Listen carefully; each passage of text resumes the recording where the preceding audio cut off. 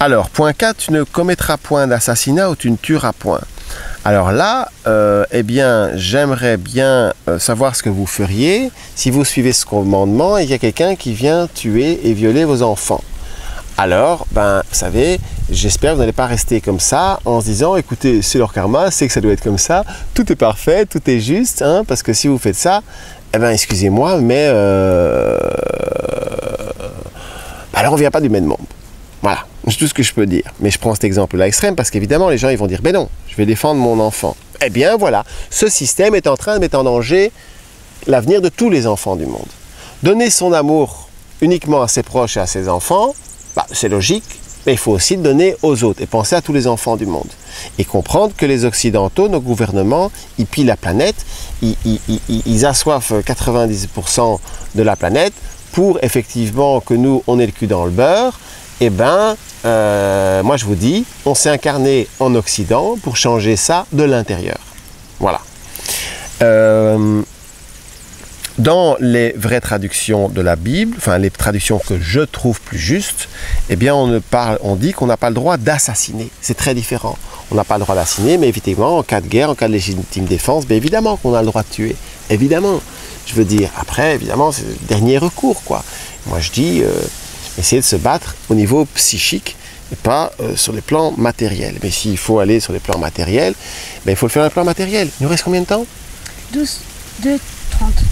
Et donc, par exemple, un jour, j'ai fait une conférence, c'est très intéressant, et j'expliquais, je parlais de ça, et je disais, bon, imaginez que je quitte la conférence et que je vois une jeune femme qui se fait violer par 3 gars sur le trottoir. Qu'est-ce que je fais?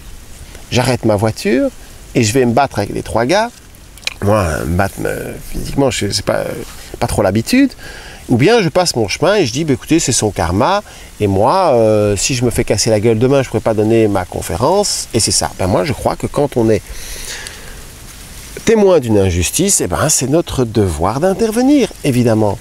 Et ben, y a quelqu'un dans la salle qui a dit, mais c'est vrai que vous plantez complètement.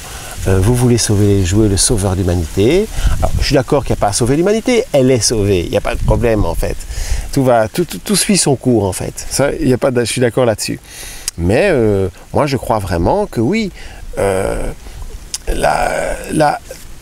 a un sens, d'accord, mais il y a des choses plus justes que d'autres. Et les gens, encore une fois, ils confondent. C'est-à-dire que pour moi, ce monde est profondément injuste et le sens de ce monde injuste et de réveiller en nous la volonté de le rendre plus juste. Pour moi, ça me semble évident. Après, chacun ses choix. Donc, tu ne tueras point, tu n'assassineras point. Alors, ils me font rire quand même le Vatican. Hein. Ils ont été pratiquement complices de toutes les guerres de la planète, tous les dictateurs, et puis ils osent dire tu ne tueras point. Mais il faut comprendre, les dictateurs ils disent tout ça parce qu'on veut, ils ont utilisé les religions pour qu'on leur foute la paix, pour qu'on soit des moutons, pour qu'on ne vienne pas les tuer et pour qu'on ne les juge pas. Ah ouais, ils sont malins. Le malin est très malin. Alors, la plupart des gens, ils attendent, entre guillemets, des sauveurs. Il faut voir les choses en face. Et quand on leur dit tout ça, c'est vraiment, mais quel orgueilleux celui-là et tout, il croit qu'il veut aider les dieux à travailler et tout. Ben, excusez-moi, non. C'est vous qui vous trompez. Je suis désolé. Parce que quelque part, et je vais vous montrer le paradoxe dans lequel sont ces personnes. D'un côté, ils disent qu'ils ont envie qu'il y a l'archange Michael qui débarque avec son épée et tout, et clash, clash, clash, bon, quelque part, ben, qui donne une bonne fessée à tous ces gens qui mentent, qui torturent et qui créent ce monde de souffrance. Eh bien, donc, quelque part, ils ne sont pas contre l'utilisation de la force. On est d'accord? Ça, c'est point 1. Et donc, ben, moi, je vous dis que cette alliance, ben, nous, on est le personnel au sol de cette alliance. Et c'est ça qu'il faut comprendre. Regardez quand Moïse, même si c'est une histoire qui n'a pas existé historiquement, en tout cas pas à cette époque-là en Égypte, mais quand il ouvre la mer morte, bon, ben, c'est, si vous voulez, à travers son action, que tout d'un coup, ben, Dieu ouvre la mer morte. Mais s'il n'était pas là, ça ne marcherait pas. Et donc, c'est tout ce concept, c'est que, oui, bien sûr, ils ont besoin de nos corps pour incarner cela, pour que ça passe dans ce monde ici-bas. Vous comprenez? Ils ont besoin vraiment de ça. Et donc, quelqu'un par mail m'a envoyé par rapport au mot « tu n'assassineras pas », eh bien, quelqu'un qui parle hébreu a précisé, il n'est pas écrit dans la Bible « lo taharog », qui est un verbe utilisé en particulier quand Caïn tue Abel en Genèse 4.8, mais « lo Tirtsahash. C'est une notion juridique plus complexe qui permet de tuer par exemple en cas de légitime défense. Petite information importante. Et par rapport à tout ça, vous savez, on parle toujours de Gandhi. Attention, j'adore Gandhi, hein, comme Pierre Rabhi, attention, je trouve ça fantastique, fabuleux. Ouais, j'insiste. Et d'ailleurs, bisous à Pierre Rabhi. Bravo pour ce qu'il fait, vraiment, bravo. Eh bien, si vous lisez l'autobiographie de Gandhi, vous allez trouver une phrase qui va vous scotcher. Hein. Et il dit, parce qu'à un moment, il explique, moi, une de mes grandes tristesses, c'est qu'on croit que je suis 100% toujours pour la non-violence. Mais c'est pas vrai, j'ai jamais dit ça. Ça, c'est encore une fois le système qui a récupéré ce qu'il a dit. Non, non, non, et je cite, « Il ne faut avoir recours à la force qu'en dernier recours, mais il vaut mieux être violent que lâche. » D'accord? Et après, encore une fois, je n'appelle pas à la violence physique. Surtout pas. Ils nous attendent à ce niveau-là. Il n'arrivera à rien. Par contre, effectivement, apprenez à vous battre à l'intérieur. Et ce jeu-là, ils l'accepteront, justement. Et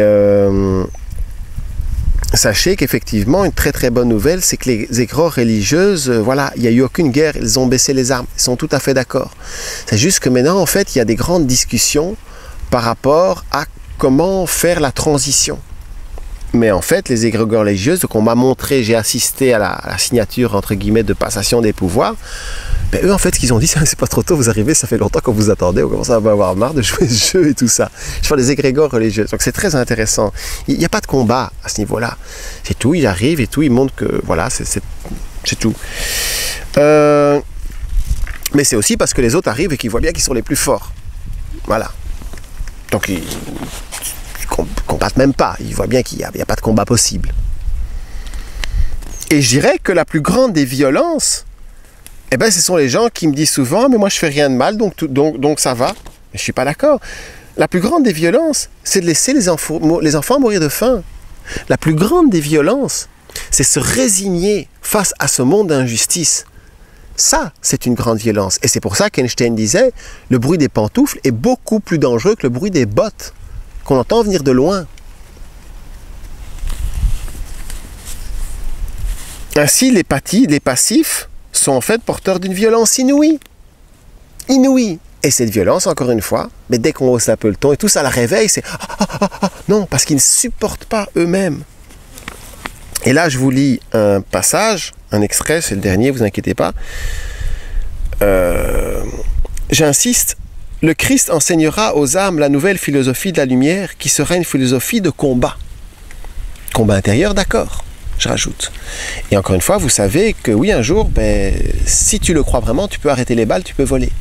Tu peux vraiment le faire. Je ne sais pas si vous savez qu'il n'y a aucune loi physique qui arrive à comprendre pourquoi une main n'arrive pas à traverser un mur, puisque c'est censé être du vide. Et donc, moi je vous le dis, c'est nos croyances. C'est pour ça qu'il faut guérir, il faut surtout guérir nos croyances. Surtout, surtout, surtout. Donc je continue cet extrait. Qui sera une philosophie de combat. Donc le Christ enseignera aux âmes la nouvelle philosophie de la lumière, qui sera une philosophie de combat, celle du nécessaire équilibre entre l'amour et la force. Les âmes devront choisir entre fuir leurs responsabilités dans le monde ou se battre pour changer le cours des choses et voir triompher la lumière. Choisir entre la voie d'une méditation solitaire centrée sur leur propre nombril, avec comme condition directe de voir triompher les âmes démoniaques qui, elles, prendront les rênes de la société sans scrupules, ou lutter pour voir triompher la lumière en elles et autour d'elles, partout dans le monde. Voilà, c'est un livre écrit par Pavana, mais c'est très très dur à trouver. Vous pouvez essayer. Je crois que c'est le secret de la grande pyramide. Pavana. Et voilà, au point suivant. Tu ne commettras point d'adultère. Alors en fait, la définition d'adultère, il y en a plusieurs. En général, l'adultère, on est d'accord, on dit c'est faire l'amour en dehors du mariage. On est d'accord, cher public? Et donc, oui, ben moi ce que je peux vous dire, c'est que je suis pas d'accord du tout, évidemment. Et moi je crois qu'en fait ce terme a été, ça a été mal transcrit, encore une fois, et que personnellement, je crois que ça veut dire qu'on ne peut pas se prendre pour un adulte. Parce que moi je peux vous dire que le concept d'adulte sur Terre, ça n'existe pas. Moi, quand j'étais petit, on me disait « Claude, il faut grandir, tu dois devenir un adulte. » Je me dis « Mais c'est quoi un adulte ?» Eh bien, un jour, tu devras accepter, tu sais, on n'aime pas toujours le travail qu'on fait, on travaille 8 heures par jour, c'est tout à fait juste. Puis après, on m'a dit, ben oui, mais Claude, attends, tu veux changer le monde, mais tu sais, on a déjà essayé. Mes parents, ils étaient extrême gauche et tout, ils étaient trotskistes, puis ils ont vu tout ce qui s'était passé en URSS et tout, les goulags et tout, ils en sont complètement revenus. Et puis il me disait, mais tu sais, laisse tomber, il faut accepter, voilà, le monde il est injuste, c'est comme ça, il faut surtout gagner de l'argent pour protéger tes enfants et tout, et essayer d'être juste avec les gens autour de toi. Eh ben, voilà, ça c'est être adulte. Eh ben moi je suis pas d'accord. Ça c'est débile. Ça je n'ai pas de mots, mais je suis pas d'accord. Voilà. J'aime beaucoup cette expression qui dit qu'il y a que les petits-enfants qui iront au paradis. Et c'est vrai que souvent, en fait, quand je communique avec les êtres divins qui essayent de m'expliquer tant bien que mal, enfin je dis que moi j'essaie surtout de comprendre tant bien que mal tous ces points, je leur dis mais vous pouvez vraiment pas choisir quelqu'un d'autre. Enfin moi je suis un gosse, quoi, vous n'avez pas remarqué, je suis vraiment un parfait et tout. Ils me disent mais justement c'est ça qu'on adore avec toi, tu es un gosse et t'acceptes, et tu sais il n'y a pas beaucoup de personnes qui acceptent ça pendant 10-15 ans de chaque fois. Plus il avance vers oui, que je crois être la vérité, plus tu te fais ennemi, plus tu te fais cracher dessus, et tu continues, mais c'est fabuleux, c'est pas le fait d'être parfait qui compte, c'est pas le fait d'être mieux, c'est le fait d'oser se lancer, entre guillemets, dans cette bataille, ouais, parce que y a beaucoup de gens qui t'adorent, mais les gens te rendent pas toujours la vie facile non plus. Je me plains pas, j'adore, et je vous conseille de faire comme moi, plein de messagers, plein de messies, et en avant, quoi. C'est ça qui est génial. Donc c'est vrai que la définition qu'on trouve dans le dictionnaire par rapport à Luther, c'est ne pas faire l'amour en dehors du mariage. Mais c'est sous-entendu aussi ne pas faire l'amour avant le mariage. Et donc de ne pas faire... moi personnellement, je transforme ce commandement en disant éviter de faire l'amour avec des êtres qui ne sont pas mariés avec leur divinité intérieure. Voilà. Qui n'ont pas fait le hieros gamos. Pourquoi? Parce que pour vraiment faire l'amour et créer de l'amour, il faut que les deux participants aillent à l'intérieur, se concentrent à l'intérieur sur leurs cellules. Si vous avez une attache plus forte à l'extérieur, ou que ce soit physique, ou que ce soit parce que vous êtes très attaché à la personne, eh bien la sexualité divine ne va pas vraiment fonctionner. Et que faire l'amour, ça sert aussi à créer de l'amour, à vraiment à amener de l'amour et donc de la conscience sur Terre. Si vous le faites comme ça, donc de manière entre guillemets tantrique, eh bien vous rayonnez d'amour. Mais quand l'être effectivement, il sait pas, il a rien appris, bon excusez-moi, c'est un peu comme les animaux, il éjacule. Et donc quand il éjacule, il baise. Et c'est pour ça qu'on dit que là, il a baisé. C'est de là que ça vient. Baiser, en fait, vient parce que de baiser, baisser, on a baissé en énergie. En tout cas, l'homme. Tandis que...